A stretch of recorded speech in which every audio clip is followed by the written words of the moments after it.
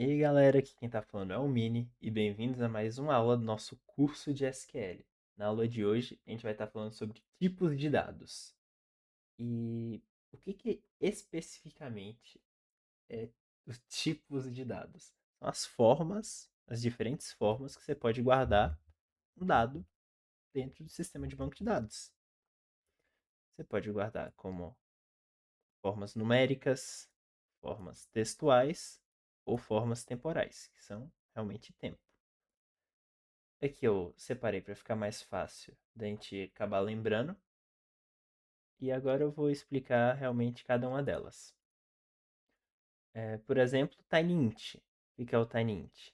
Ele é um byte que a gente costuma utilizar ele para guardar estados, sendo 0 ou 1, ou para fazer contagem muito pequena, por causa que um byte são 8 bits. O smallInt, a única diferença é que eles são 2 bytes. O int, 4 bytes. O bigint, 8 bytes.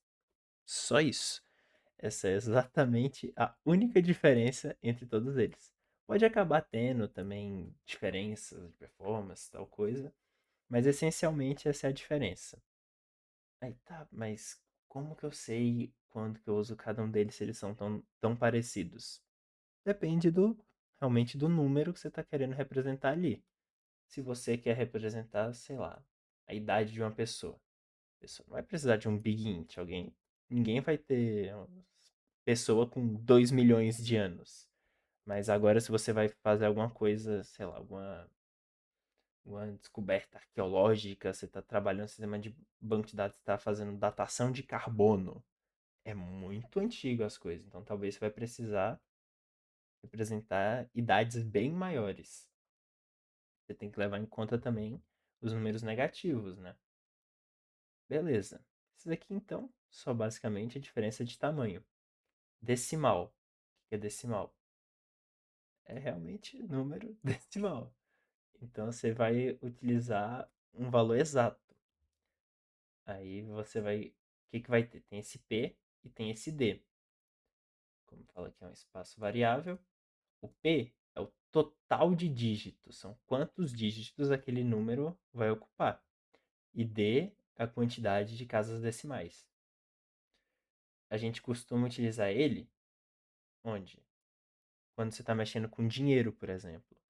Porque o float, ele costuma utilizar valor aproximado. E ninguém gostaria que aproximassem o seu dinheiro para baixo em vez para cima. Então, você vai lá e usa o decimal. Como eu já comentei dele, o float.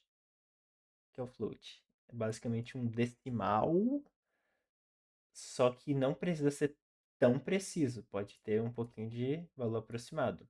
E ele ocupa 4 bytes. E tem o bool. O bool, no SQL especificamente, ele é um tiny int com 1, né? E ele é para você falar se é verdadeiro ou falso. Em outros locais, o bool ele é diferente, ele não é realmente um tiny int. Só que no MySQL ele é basicamente a mesma coisa de um tiny int. A gente costuma utilizar ele para falar estados, né? De 0 ou 1. Strings agora. O que são strings?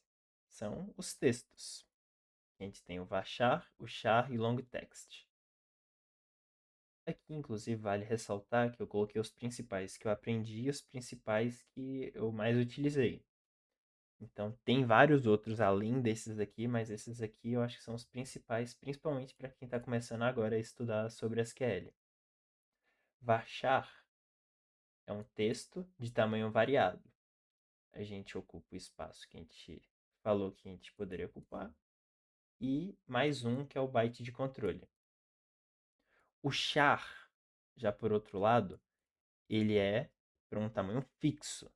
Por exemplo, para as UFs, se você for colocar lá, vão ser sempre dois bonitinhos. AM, DF, é sempre duas letrinhas, então você poderia utilizar char, porque sempre vão ser duas. Já long text, para que a gente usa? A gente usa para textos imensos, coisas gigantescas. específicas que não faria muito sentido a gente usar nenhum desses outros aqui de cima. Já os temporais. O que seriam os temporais? O date guarda só a data, e o padrão que mais que ele costuma levar é o ano, o mês e depois o dia. Date time é a data e a hora fixa. Hora fixa, não muda conforme o fuso horário. E o timestamp é a data e a hora que muda de acordo com o fuso horário. O horário do servidor, né? Esses são os tipos principais de dado que você vai utilizar na grande maioria das atividades, principalmente se você está começando agora no SQL. Um exemplo agora de como é que a gente poderia estar utilizando esses tipos de dados realmente em uma tabela da base de dados. Aqui tem bastante coisa aqui que eu não vou explicar nessa aula, ao longo do curso vai ficar bem mais claro. Mas o que é importante aqui, ID, itens estoque, o ID vai ter bastante ID, então faz sentido a gente usar um big int. A UF, como eu falei antes, são sempre duas letras, então a gente usa char2. O nome do produto pode ser variado, pode ser bola ou pode ser carrinho de controle remoto, que vai ser bem maior do que só bola. Então a gente coloca um varchar. O preço tem que ser exato, então a gente coloca um decimal. O peso pode variar um pouquinho, subir 1 grama, descer 1 grama, não tem tanto impacto assim. Então a gente usa float. Quantidade atual. Vamos dizer que o estoque não é tão grande. Então a gente usa small int. Ativo, o bool. Vamos dizer que o produto está fora de linha, ou ele está em linha. Se ele está em linha, ele é 1. Se ele não está, ele é 0. Manual técnico. Digamos que a gente está falando do carrinho do controle remoto. Aí no manual fala quais são as pecinhas que tem nele, fala de que ele é feito, fala como é que você usa ele, quais são os problemas que pode dar nele. O manual vai ser grande. Então a gente usa long text. E também tem a data de validade. Sei lá, vamos dizer que é quando o plástico vai começar a ficar ruim. Ou ele não tem data de validade. E é basicamente assim que a gente escolhe para cada um, para o que exatamente a gente está utilizando. Por isso que tem vários e vários e vários tipos de dados.